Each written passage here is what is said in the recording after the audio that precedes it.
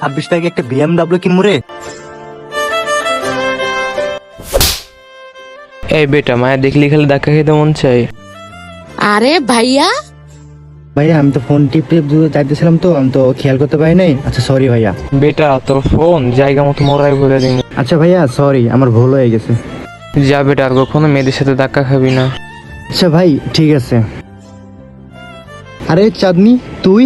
কিরে, তুই আমার গার্লফ্রেন্ডের চিনলি কি করে? তার মানে তুই আমাদের আগে থেকে ফলো করতেছিস? আরে চাঁদনি কি বলতেছে এগুলা? হ্যাঁ ভাইয়া, ও ঠিকই বলতেছে। আমি ওকে অনেক ভালোবাসি, আর আমি তোমাদের সাথে থাকতে চাই না। আর হ্যাঁ, তোমাদের যন্ত্রণায় আমি পাগল হয়ে গেছি। তোমরা আমার বয়ফ্রেন্ডের সাথে দেখা করতে দাও না, ঘুরতে দাও না, খালি পড়াশোনা পড়াশোনা পড়াশোনা।